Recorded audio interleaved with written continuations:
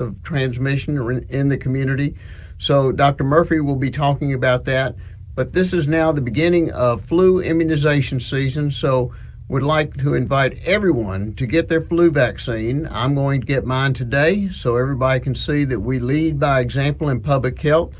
And we encourage you to get your flu vaccine from your provider of choice. If you have trouble finding the vaccine, do not hesitate to call the health department, 690-8889, and we will help each and every one of you get a flu vaccine. So with that, it's my opportunity to take my flu vaccine in front of everybody.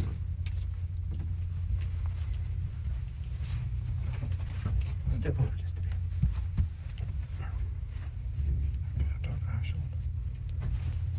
Perfect.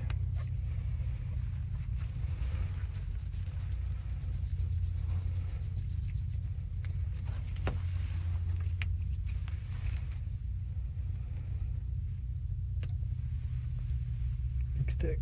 1, 2, 3.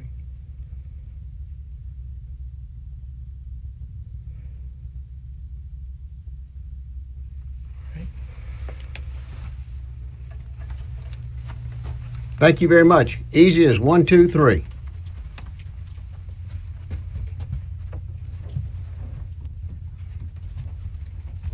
Right, Randy.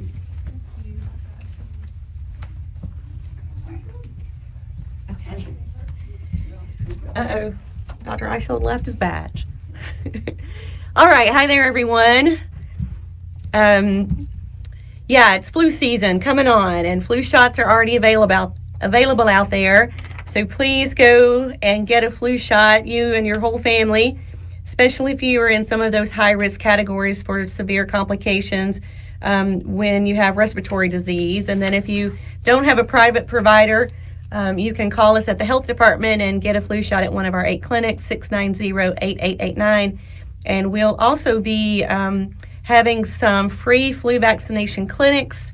We're planning some now too for early November, so stay tuned on those as we continue to plan around those events to get flu vaccine out to those of you who are not able to get it through a private provider. So now I want to switch to giving you our COVID-19 update for Monday, October 12th. My name is Randy Murphy. I am an epidemiologist and the director of disease surveillance at the Mobile County Health Department. So globally, 37,640,000 cases of COVID-19 with over 1,078,000 deaths. So really, I look at these numbers every day and often they really startle me. In the U.S., nearly 7.8 million cases of COVID-19 with almost 215,000 deaths. And in Alabama today, 166,000 cases with 2,665 deaths. So for Mobile County today, we're reporting for the first time over 14,000 cases of COVID-19, 14,020 cases. Since we last spoke with you on Friday, we added 59 cases on Friday, 35 on Saturday, and 29 on Sunday. So this fits with the pattern that we see a rather low number of cases reported following a weekend when many healthcare facilities are closed, many laboratories are closed, and then we start to see that number sort of tick back up through the week as places report what they've done to us and then get back to business for Monday through Friday. For the number that have died, we have 312. A few have been added over the last couple of days. The cumulative number of people hospitalized with COVID-19 is 2,120. That was an increase of 5 since yesterday. And currently hospitalized with COVID-19 yesterday was around 81. So, the number for last week, the week ending October 10th, we added just 239 cases of COVID-19 that was reported through standard public health surveillance to the Alabama Department of Public Health. So we know that that is an underestimation, but it still is great to see that number staying low, going down over the past couple of weeks. Really good news to see that. Although we have to remain resilient and compliant with the safer at home order and the mask mandate to try to continue to slow the spread and protect those in our community that are most vulnerable. As Dr. Eichhold alluded to, we nationally, and particularly in the South, and what we're seeing here in lower Alabama, is that it is transmission in the younger populations that are driving community spread right now. There have been several studies published that show that the young age groups are the ones that are driving hotspots, driving community transmission. And yes, they are less likely to have severe illness, but what we see is that about, a week to 14 days after we see an increase in the younger population, it is followed by an increase in disease among people 60 or older. And that is why we still are seeing a low number of cases, but our number of people hospitalized is starting to increase. A few weeks ago, we averaged around, the high 50s, low 60s. Then we started having around, mid 70s in the hospital each day. And the last couple of days going into last week, we're starting to see in the low 80s in the hospital each on any given day with COVID-19. So this is reflective of what others are seeing in other areas. So it's super important that if you are in those younger age categories, that you continue to remain compliant with social distancing, with wearing a mask, with isolating yourself if you're sick. It is super important. A study published last week talked about how young adults represent an increasingly large portion of U.S. COVID-19 cases, particularly in southern states. And a study of young adults in the Midwest said that some of the perceptions with young people is that they have a low severity of disease outcome, so they're going to be asymptomatic or have mild disease. They have a perceived responsibility to others, but that doesn't necessarily translate into action, that there is peer pressure. So if they go to a party or to a restaurant, then, their friends aren't wearing masks, so why should they? And my answer to that was you should set an example, right? Set the example, be the leader, be the light, be the one that's doing the right thing to protect yourself so that you can protect those in your family who are at greatest risk. Also, conflicting messages, misinformation, opposing views, all these as drivers for the apparent apathy for wearing masks or avoiding social gatherings among young people. So please recognize that those social interactions are what we're trying to avoid. When you are out in a restaurant gathering and you may be drinking, you sort of become less aware of how close you may be getting to other people, maybe less likely to, wash your hands or to wear a face mask or to respect that 6 foot of distance from people who are not in your household. So we're just, kindly reminding you that you have a big role to play here in protecting our most vulnerable populations by continuing to adhere to the mask order and by not gathering socially to protect transmission, to reduce transmission in our community.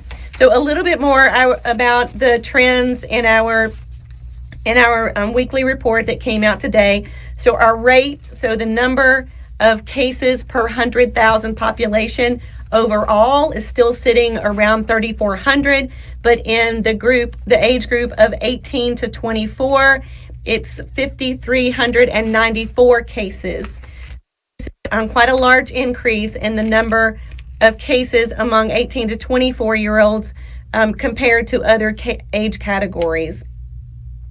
Again, our distribution by sex and race are staying similar. We know that about 2 times greater number of COVID cases are reported among African Americans than whites. We know that also holds true with deaths. But again, it can affect people of any age, any race, any sex. And we just need to make sure that those that are most vulnerable, so if you are 65 and older, or if you are any age with an underlying medical condition or immunosuppressive condition, or if you have obesity, then that would put you at greater risk of complications. So let me just look through here. So our number, if we look at the 7 and 14-day average number of cases reported, that's continuing to stay pretty flat. But when we look at the 7 and 14-day average number of hospital admissions by day, that is starting to creep up again, and that has been for the last couple of weeks. A couple of key indicators that we included, 5 times greater death rate among people 65 and over compared to the death rate among those under 65. This is something that has been well known about COVID disease, that those that are age 65 and older are at much greater risk, and the death rate among those older age groups is 15 times greater than those under 65. 95% of the patients who've died with COVID were known to have underlying medical condition, and of course, a little less than half of those are associated with long-term care facilities. We often talk about the percent positive laboratory results as an indicator, and this is still an indicator for our traditional public health surveillance system that is based primarily on PCR results reporting. There is some antigen results reporting to that system, but right now the percent positive in that system is down around 4%.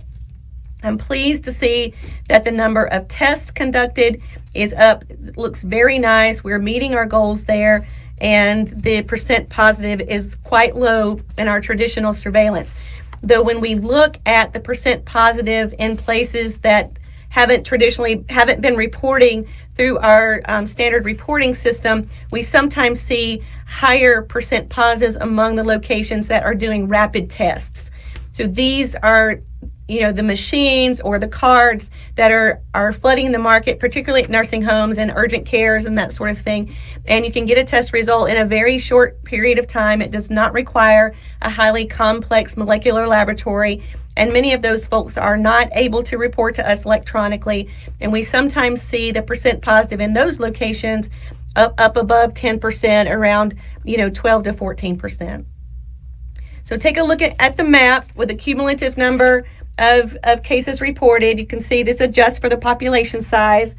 So we have, large areas where we have a much higher rate of COVID-19. And then, of course, we have the density map that just shows the number of cases for the last couple of weeks so that you can see if you are in one of those hot spots. All right, I'll try to wrap it up quickly here. You just have a couple of comments from members of the public. Someone left a voicemail for me today to mention that at the baseball park next to their apartment complex, there are signs around saying that masks are required to watch baseball games or to be in the park. And that person was asking why, if you are in a park, do you have to wear a mask when there are gatherings of, he mentioned 600 people or more gathering without masks. So I don't know of any large gatherings like that where 600 people not able to social distance that aren't wearing masks. And if you do know of a situation like that, please call us and let us know the specific event and where it took place and what time it was so that we can try to track that. If you know of people who are not adhering to the Safer at Home order and the mask mandate, you can send an email to iscomplaints@mchd.org. Give us the name of the name of the business or event, the location of that event, and we will reach out to the organizers or to the owner or to the manager to try to help them understand the importance of adhering to the mask mandate and insisting on 6 feet of physical distance. And then another question from someone who asked, they had symptoms, tested negative, were told to isolate for 10 days, and now their employer is trying to force them to come back to work before the 10 days is over, and in fact the person is still symptomatic. So no, if you are symptomatic with fever and respiratory symptoms, shortness of breath, cough, those things, any of the other COVID symptoms, you should isolate at home for 10 full days, regardless of your test result, and only go back to work, only discontinue isolation when you have been symptom-free for at least 24 hours. Let's see, so hopefully that clears that up. And I think that's all for today. Mark is saying there's nothing else on Facebook. So again, I will just end by wishing you all a safe and healthy week. We skirted Hurricane Delta. I know that we are all happy about that, but our thoughts and prayers go out to our counterparts in Texas and Louisiana that got a lot of rain and storm damage from Hurricane Delta. And let's all work together to continue protecting Mobile County from the wrath of the COVID-19 pandemic by wearing a mask and socially distancing and washing our hands and staying at home when we're sick and cleaning high-touch surfaces. So thanks a lot. Have a good week, and we'll talk to you on Friday.